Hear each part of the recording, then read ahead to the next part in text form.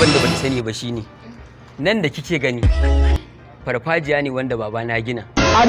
A ko ina a yankin nan gaba ɗaya akwai gidaje da babana ya gina, kuma sannan akwai wuraren shakatawa. Kin ga na faka mota ta a can ne saboda bana son ƙara so da ita. Kin ga 'yan maula. Ka ce za mu huta. Ai ke yanzu ki gode wa Allah zaki ci arziki, ki ba arziki a inda kika ganshi. Wow. Inda kike so zan miki gini, walau Abuja ne, walau Lagos ne, duk inda kike so zan miki gini. Yanzu mu dan ƙarasa ta can. Yawwa. Mu ci gaba da duba abin nan har zuwa lokacin da Allah zai sa a daura mana aure. Yawwa, arziki a inda kika ganshi. Magana ta dai wannan baki da matsala.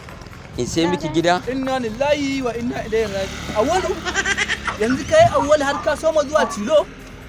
Kamar ya awwalu. Wai me yake da suna ina ne ma nan? Yanzu ka gudu ka bar mu da malam. Wani malam din? An gayyace mu noma ka gudo ka zo ka dauko budurwa wai kai ka tafi tilo ko? To wani malam ni wani malam kake wani malam na sani waye awwalu? Na rantse da Allah awwalu. Wallahi tallahi yanzu nan zan je na faɗa wa malam. Wani malam din? Baby. Bari ina mahaukaci ne bace gan shi ba ban san shi ba. To wallahi ni ban san shi ba. Abincin da aka ajiye ma awwalu wallahi ba za ka same shi ba. Ni dai kaga tafiya ta wallahi mene? Abinci? To baby ina zuwa. A wucewa kai?